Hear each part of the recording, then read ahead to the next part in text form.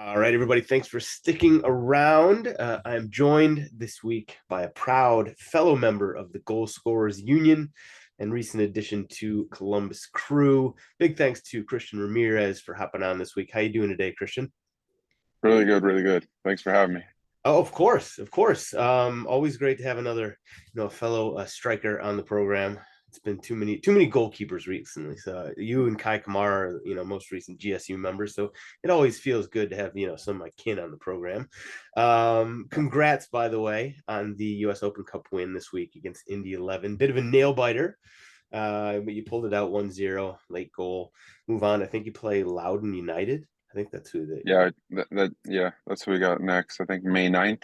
May 9th. Okay, well, we'll get back to the U.S. Open Cup in a little bit, but for now, let's do a little life and times of Christian Ramirez. You've done some cool things, been some cool places, so let's talk a little bit about it. Give people a little glimpse into who you are, what you're all about. So you're a Southern California kid, and I know your dad was big into soccer. So are you basically like a lifelong dedicated, committed soccer player, or when you growing up, were you playing some other sports too?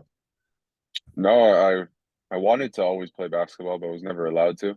I'm a big basketball fan, as most soccer players are. But uh, yeah, no, just soccer my whole life. Um, I was born in California, Southern California, like you said, and then moved to Colombia, where my parents are from, for 5 years when I was younger, and then came back. I've been Southern California ever since. Played all my youth club growing up there. Went to college around there. So yeah, You've been outside of Southern California since then, which we'll get to in a little yeah, bit. yeah. But growing up, I'm always interested in sort of the development path that people go and sort of the choices you make. So and the backdrop to this is that the ecosystem, U.S. soccer development ecosystem, has changed dramatically, in Mhm. just the last 10 years. So going back to when you were growing up and you ended up going to, I think, what, UC Santa Barbara and Concordia University Irvine, which is NIAI NAIA school, easy for me to Yeah. say. And you obviously scored a bunch of goals. You ended up signing a pro contract with what was it, Charlotte Eagles, I think, in USL Pro. Mhm. But looking back, number one, in college, were you like, I'm going to be a professional soccer player, or was that sort of, yeah, maybe an option, but you were thinking of other things as well? To be honest, that was my whole plan the entire time that I like chose to play soccer. Was I'm gonna make it no matter what, no matter the circumstances, and that's what drove me. And I remember being cut from my first like Cal South ODP tryouts and being crushed and just saying like, you know what, I'm going to use this as fuel. And ever since that moment, I think it was like U14s, I just used it, and I became the following year I became a captain of that team, Mhm. and never looked back. So yeah, it was an interesting one because I played like your regular club soccer. My parents didn't have the funds to pay for it, so I was lucky enough to get scholarshiped for that. And then I played on Sunday league teams on Saturdays, Sundays, and Thursdays. So I was when I wasn't at practice, I was playing games. When I wasn't in games, I was practicing. Um, yeah, I was just constantly out on the field. You're preparing to be a pro soccer player your whole life, Yeah. sounds like. Well, listen, the as I said, the system, the development system here in the U.S. has changed dramatically just in the last 10 years since you were going through school and everything. Looking back, with the expansion of the USL, with MLS Next and all this other stuff, do you think you would have gone the college route, or would you, perhaps have gone a different way? Well, it's funny you say that because my uh, going into my junior year of high school, um, I wasn't allowed to play high school soccer anymore because that was the first year of developmental academy when that took off.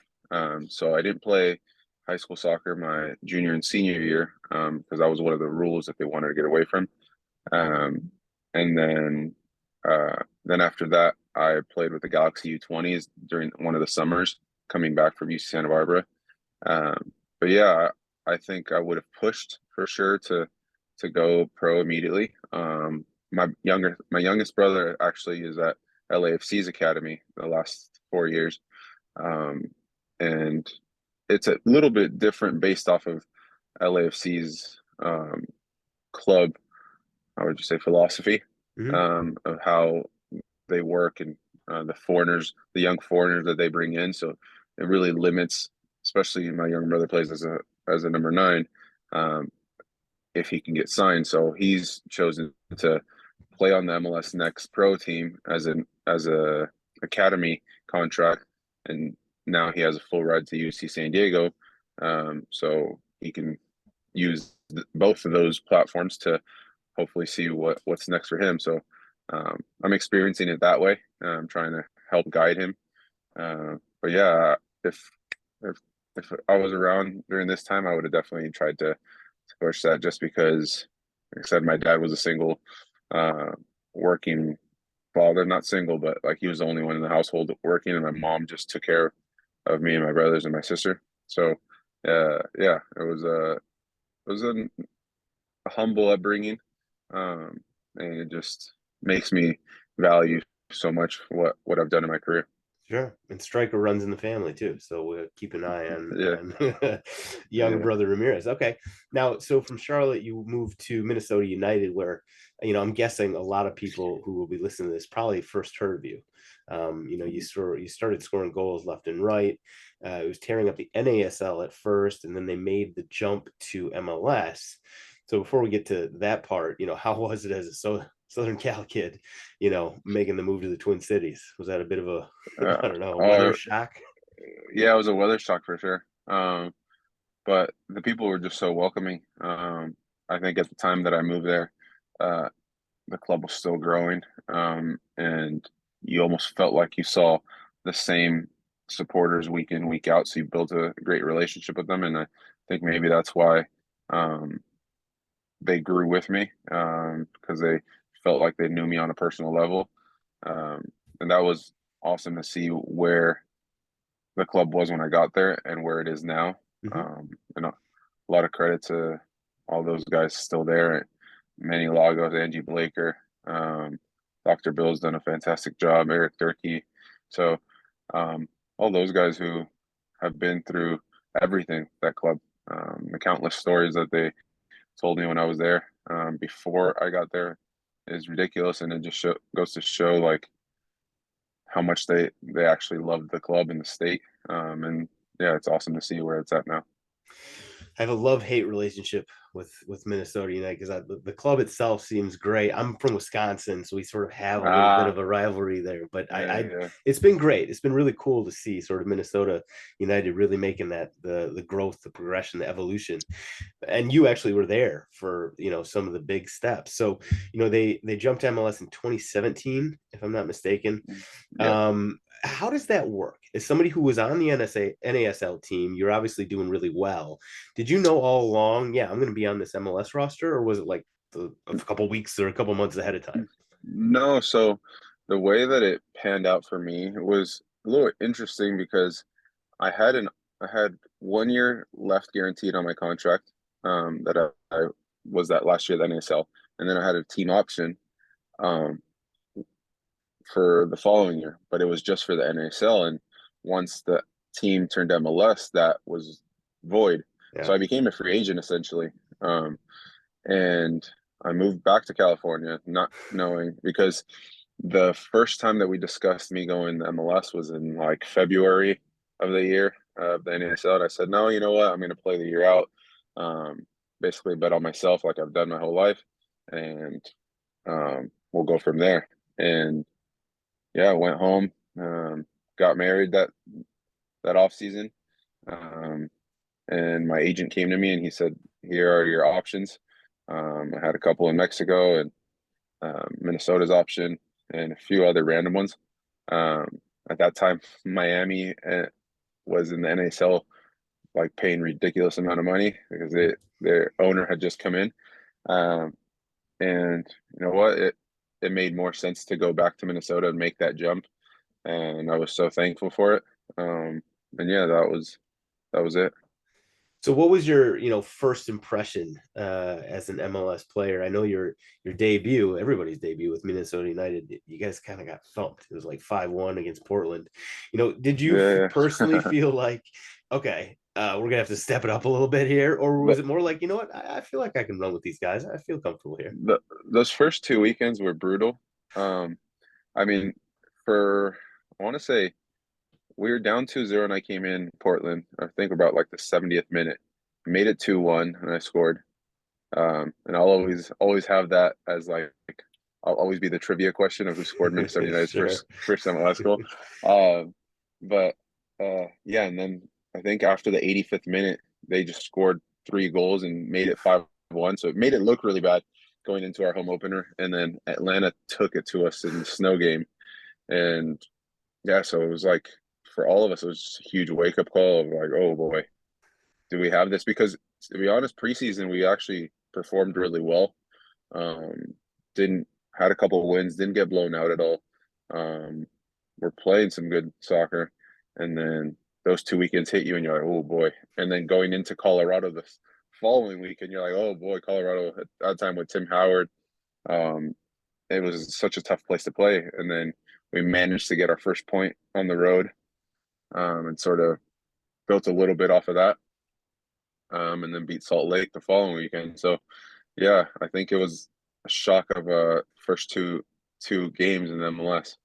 Did you have any like team meetings? Be like, yo, we got to do this better. We got to do this better. You got to stop No, doing I that. think I think because we had only been together for 4 weeks, like we didn't we didn't have that confidence with each other to be able to say stuff like that to each other. Normally in the MLS, like you have that core group that has been through the last couple years together and they can lead you through that. And for us, it was like we were all so new, um, guys who maybe hadn't been leaders yet on teams. And I think a big turning point was when we got Sam Cronin in the middle of the year, and when him and Birch came in, like we started clicking because we needed that MLS leadership, and we started clicking until Sam went down with sadly his concussion situation.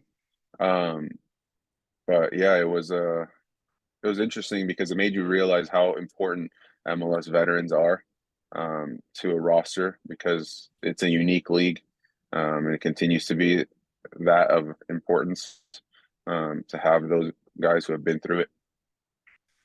Makes sense. Makes sense. Now you were, I mean, you were still scoring buttloads of goals at Minnesota. That's why you sort of got in the mix with U.S. men's national team, kind of around this time. Mhm. So this would have been a really strange time around the men's national team, right? It was soon Yeah. after we didn't make the World Cup for 2018.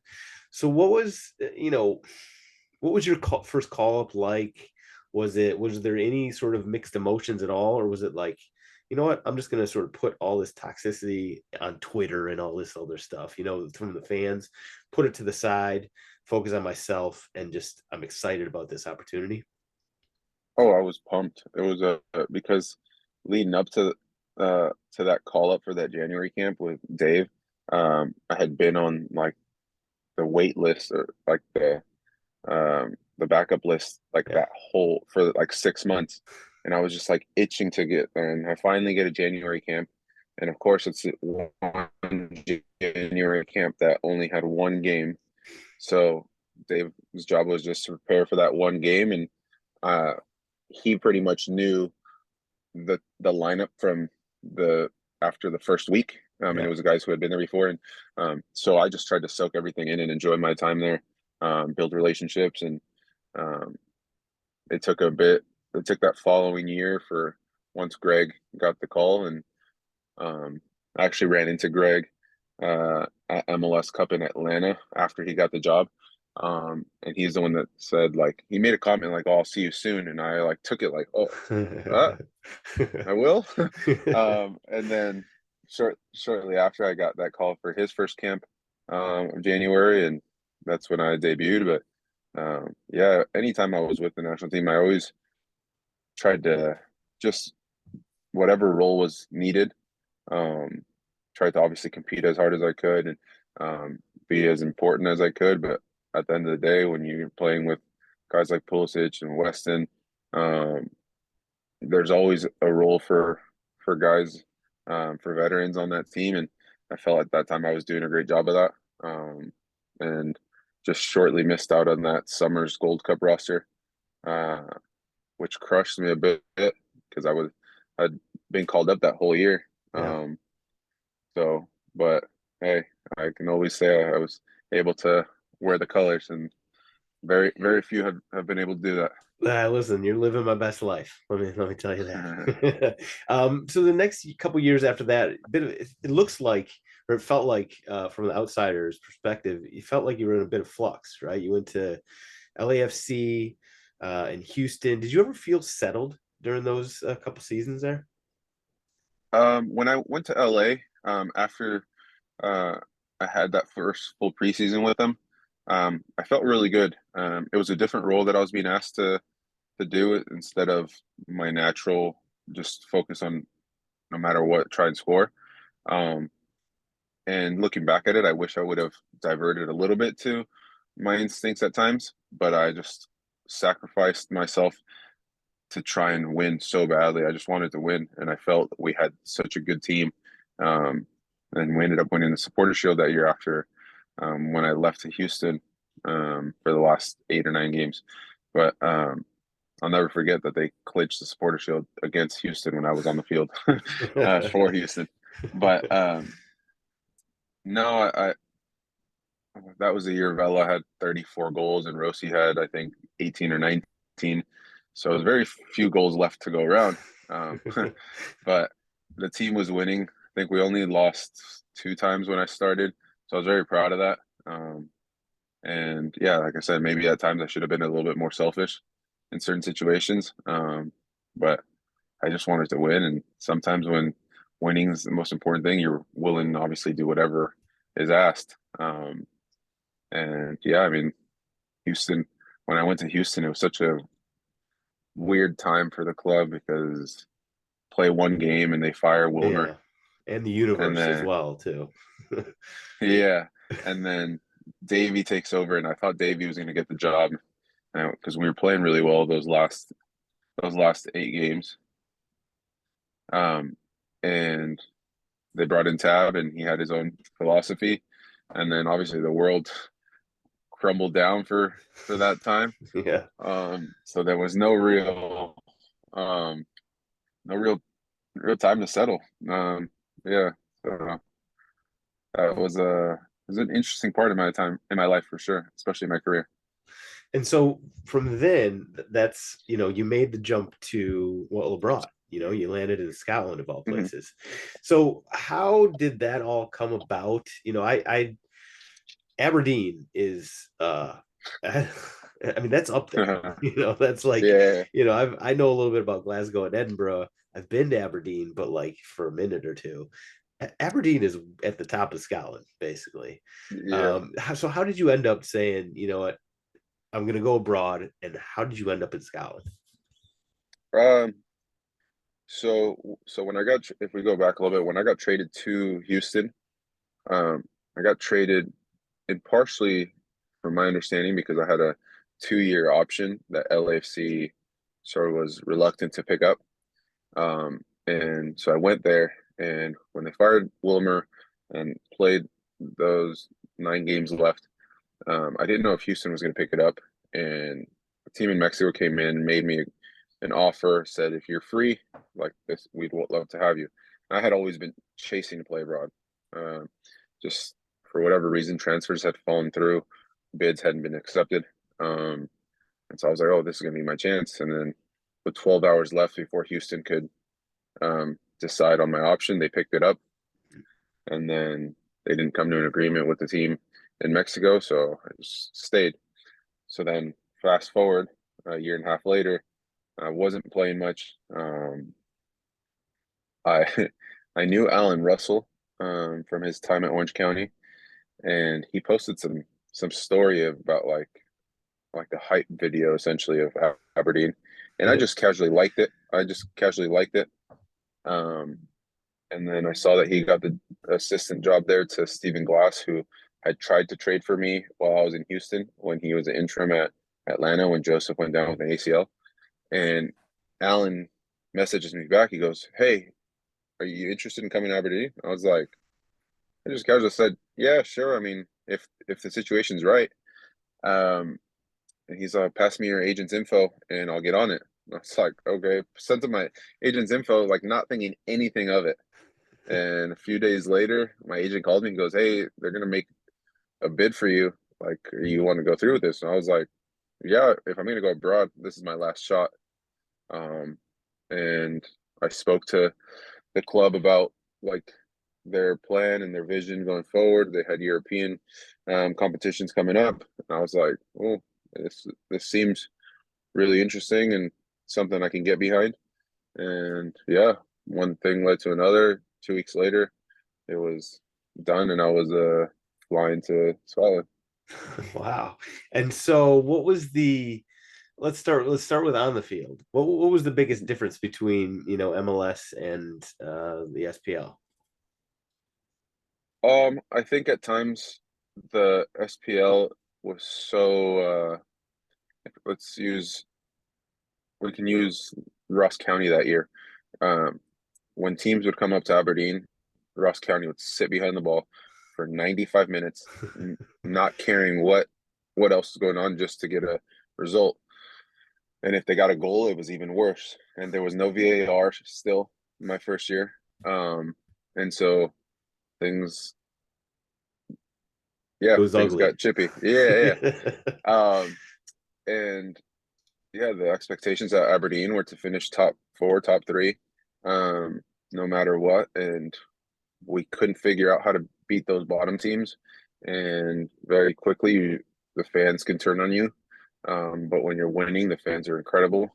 Um, so yeah, I think that tactical side. Whereas in MLS, sometimes like every team says we're just going to come out and play, no matter what, um, which also makes for an attractive viewing. Some people obviously can't stand sitting there and watching the team sit back and not complete more than 100 passes in a game. Yourself So included, it sounds like. yeah, uh, but then like we played against Karabakh, who's always been in Champions League, and playing in that hostile environment was incredible. And that was probably one of the top teams I've ever played against. Um, and then obviously you have your Celtic and your Rangers. Mhm. We're playing in front of 50, 60,000 people. So that was awesome. Scoring against Rangers is always a big hero thing for Aberdeen. Yeah. And so I knocked that out at Ibrox, which was pretty cool. I love it. Yeah. All right, so there's some highlights there. Looking back, do you think that the Scottish Premier League or Aberdeen was the right choice? In retrospect, in Monday morning quarterbacking, sort of how things went down. Yeah, it taught me a lot. I learned a lot about myself. Um, it brought me closer to my family because we just relied on each other. I made some really good lifelong friends out there that I still keep in touch with, that I would have never met, obviously, and experienced some places of the world that my kids would have don't know if we would go back there. So that was also awesome. I also learned that side of the game that you maybe don't see so much here in the States. You could say the uglier side from some supporters. I don't know if I've told it told it on this side of the pond, but like for example, I'll use when there was rumors that I was trying to push out, um, which I wasn't at the time. Um, like we won a game at St. Johnson, and my wife would travel to away games because everything's a driving distance. Um, and she got followed by some supporters to the car, getting verbally abused, and she's got both our kids in hand. It's like, what's the point of that? And Yeah. so that was one of the ugly things that obviously happened. And um, yeah, there was some things that I wish I would have handled differently in terms of maybe speaking to the public. when certain things were going on, but at the end of the day, I learned that's not of importance, and my mental health is in a better place. So Okay. I'm super happy. I'm super happy that I experienced it because I wouldn't have learned so much about myself and my family if it wasn't for that. For sure. Do you got any advice looking back? Things you should have done, or ways you could have. This is not really about your experience, mostly for Yeah, people that will be, because people are going to listen to this, and there's probably going to be some guys thinking about, maybe I'll go abroad. Any advice? Any pieces of advice for them? yeah, no, I think I've told that to guys who I've played with who asked me for that advice. I actually advised on Dante Pavara. He signed with Aberdeen out of Georgetown, and like he came in, and obviously they fired the manager, and new manager brought in players, and now he's on loan in the USL just to get games. But yeah, it's an awesome experience, and just have to take everything with a grain of salt and not worry so much about what people say to you on the streets because supporters are so quick to be so hot and so cold. Um, if you look at their season this year, for example, um, it was going downhill very quickly, and then um, they've won 7 games on the bounce, and all of a sudden it's like, oh, everything's perfect. So it's like it's the same with football. You just have to stay even with everything, um, and stay focused on your task of maintaining that. And the better you are at that, the stronger you'll come out. And that's something that um, I tended to start to learn about myself when time was going on there. I just needed to just focus on me and not worry about what they were telling me on the street, whether it was a good thing or a bad thing. Um, yeah. So then, when was the decision made in your mind, whether publicly known or not, sort of, what, I got to get out of here, and I'm going to go back to MLS? Um, So initially, I wasn't coming back to MLS. The summer window was a weird one. I wanted to experience Europe, and I got to experience a deadline day like no other. uh, I went from in the summer, the manager who at the time was going to bring in his own guy who wanted to play number 9, and I was like, okay, I understand. Every manager has their cup of tea, and he brought in somebody else, gave him my number and everything, so I couldn't do anything about it. And so there was an offer from a team in Saudi Arabia. That was like life-changing money. There was an offer from Turkey, similar, um, that both of those fell through. And then there was a team in the championship that came in on deadline day, and everything was sorted. I had my bags packed, just waiting on the English FA to approve my work permit. And basically, I got docked a point for missing 2 games at the end of the year, which I was sent home for because we were safe from relegation, and the manager wanted to give debuts to the young guys and said, you know what, you've played for 18 months, go get an extra 2 weeks. And because of that, I got docked a point, and I didn't get a work permit, so my deal to the championship fell through. So I was like, oh boy. So I was stuck. I was stuck for 5 months, basically just training, waiting for the January window to open, um, and waiting for the right opportunity. Because obviously, I wasn't going to leave if it wasn't for the right opportunity, because I still had another 9 months left on my deal. And a couple things got presented to me in the MLS. And once I heard the Columbus one, uh, Wilford's plan and his vision and the culture that he has built, um, I was all in. Um, Funny enough, the head scout um, is a big Celtics supporter, uh, so he still keeps up every day. We talk about the SPL and stuff, so it's good times. Nice. Yeah, so you came back to Columbus recently. You're playing for the Crew. Everybody probably knows at this point. You guys are doing pretty well. Fifth place, I think, in the East. Scoring a bunch of goals. I think you guys are top of the East, at least with somebody else. Joint top as top scorers. What is Wilfred Nancy like as a manager? I think he's on 2 sides. Tactically, he's very flexible and very open.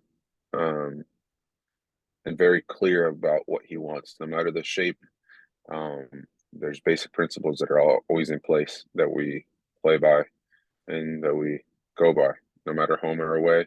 We attack every game the same.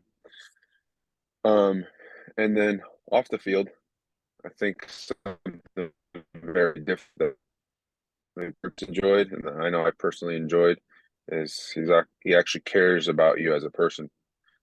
Just yesterday, he said that he saw something online of a podcast that I did with some people in Scotland telling my story. It was like the first time I spoke in 12 months to anybody in Scotland.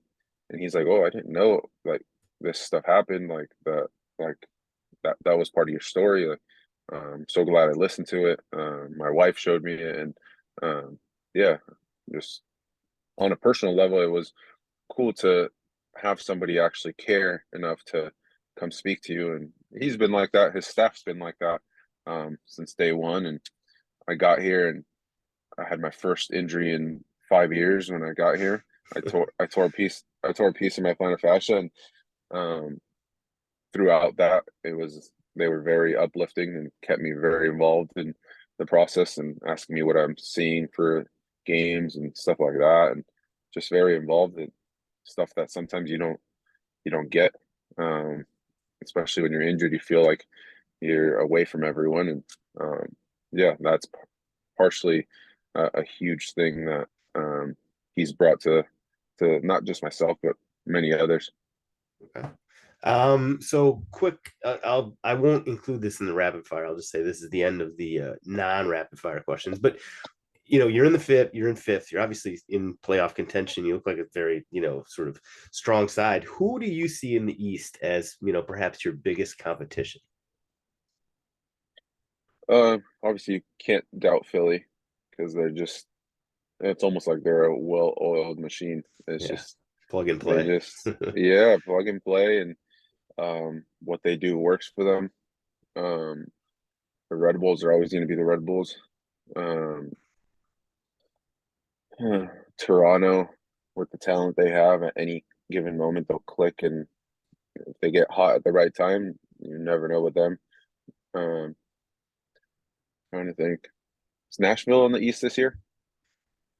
I think they're on the It's East. it could be. I'm always Yeah, Nashville's because always the St. one Louis. I'm like, are they in the East? Or are they in the Yeah, I West? know. I think they were in the West last year, but since St. Louis came in, I think they're I in the think you're East right. now. I think you're right. Nashville has proven that their system works and their style works. So it's wide open, I think. And you didn't even mention Atlanta and Cincinnati there. Yeah, exactly. So it's like And New that. England. Shit, everybody's Yeah, involved. yeah. This year, it seems like it's a year on this East side that everyone seems to have what they feel is like their year. It's Yeah.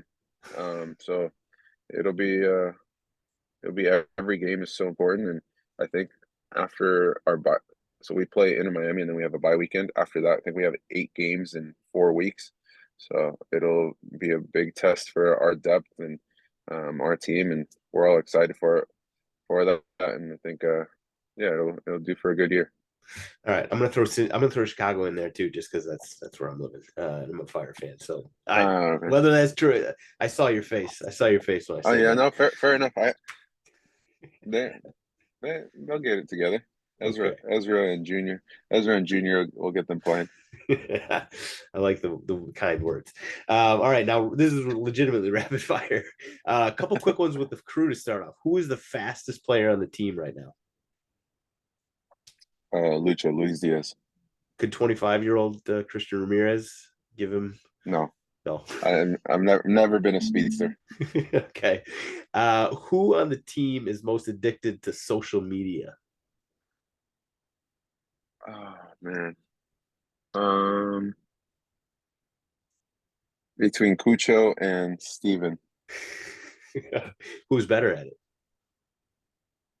Cucho's really good at it. Okay. Who is like the loudest, most rambunctious, team clown? Jimmy Madronda. Okay. All right. Yeah. There's never a dull moment with Jimmy. He's always switched on. Yeah, always. The guy has about 8 cups of coffee a day. I was gonna say, He is it has a Red he Bull? has a Yeah, no, he has a cup of coffee before bed, and that's true. Like I don't know that's how he wild. does it, but yeah. That's wild. I used to drink Mountain Dew before bed, so I won't talk too much shit. But that was a long time ago. I couldn't do that anymore. Yeah, Jimmy actually fell asleep with a coffee cup in his hand on our last flight to Charlotte. It was yeah, it was something incredible. Caffeine is just it doesn't affect him anymore. He might as well just quit. Might Hmm. as well just quit the coffee at this point. Yeah. Best thing about living in Aberdeen. Ooh. Um, Being able to watch Champions Leagues at night. Rather than Yeah. middle of the day when you're supposed to Yeah, be. middle. Yeah, as every night was. What's on? What's on tonight? There's every night there's something on, and I've never watched so much football in my life. I love it. I love it. Worst thing about living in Aberdeen. The How quickly it gets dark in the winters. Yeah, you're basically like in the Oh, Arctic Circle up there. yeah, you're going 8 a.m. to 3:30, almost Jeez. 4 sometimes, of daylight, and then from 4 to yeah, I don't know how the people who work the morning shifts like do it because they're going in when it's dark, coming out when it's dark. Yeah, Yeah. all power to them. No thanks for that on that one. If you could win only one, would you pick League's Cup or MLS Cup? MLS Cup. Without question. Okay, quick answer. Um, what is the last book you read? Uh, uh, sports sports psychology for dummies. Did you learn anything? Yeah, I'm actually on it right now. Yeah. Nice. Okay. Any chance? Listen, it sounds like you're happy in Columbus, so this is not a right now thing. Any chance you head back abroad? I think the only way it would have to be a perfect situation. Um, I never say never, but like I think the ages that my kids are at now, um, yeah, it makes it a bit more difficult. Even though my oldest one, when we left Scotland, she had a little bit of an accent. Oh Not a, no. She had a decently heavy accent. For about a month when she was here. Sounded like Peppa Pig a bit, You got to stamp that but out quick. yeah. Uh, but yeah, no, I've learned in this game you never say never. I would have never thought I would be in Scotland, first of all. Yeah. So, yeah. Okay. You don't have the itch for to go play in League MX or anything like that though. See, that's an interesting one. Um, like I said, it still would have to be the right thing. Um, but yeah, that league. I mean, I grew up watching that league. Um, Being in Southern California, the amount of times that those teams come play Yeah. in Southern California. Um, yeah, so yeah, that'd be an interesting one for sure. Yeah. I watch. I've gotten into League MX a lot more recently. There's that league is bananas with the Oh yeah, it you is know goals can insane. come at any time from anywhere. The supporters are just absolutely bananas. Yeah, I love it. I I almost went and played in Colombia on this last before the whole Columbus thing happened. An opportunity came about going to play in Colombia, and that my dad was going crazy. Obviously, he was like, "Who? Like, what team is it?" I was like, "No, okay, I won't." Who's his team? His is Medellin. Oh no, Nacional. Sorry. Nacional. Um, Okay. yeah, Let's see. Are you an Ohio State football fan yet? I've actually went to the training facility, but I'll decide that once I go to a game. Okay. Are you a free agent when it comes to college football, or do you have a team already? Oh, I'm a free agent. I've never been. None of the schools I went to have football teams, so Okay. yeah. Ohio State, you could do work. I'm a Wisconsin fan, so you're gonna spank us left, right, and center if you do pick them. But also you'd be a bandwagoner though, so keep that in mind. Um, Now, have you successfully developed a hatred for Cincinnati yet? I think once we line up against them the first time, I will. Yeah. It's coming. You can feel it. Yeah. Everybody talks about it in the locker room, like how that atmosphere is, and um, I hopefully, I mean, I've played in the Trafico, and I think that that's electric. So I could see it being similar. Um, but yeah, so it'll be exciting. Slightly more Midwestern, just slightly nicer, maybe, but Yeah, the Midwest is so nice. Yeah, people are so friendly. well, yeah, just wait till how friendly those fans are from FC Cincinnati when you score and go run up to them after. We'll see how nice they are then. Yeah, No, that's all we got. Listen, thank you, Christian.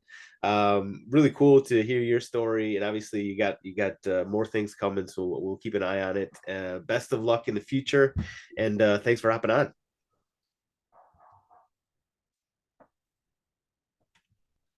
Oh, I got to hit.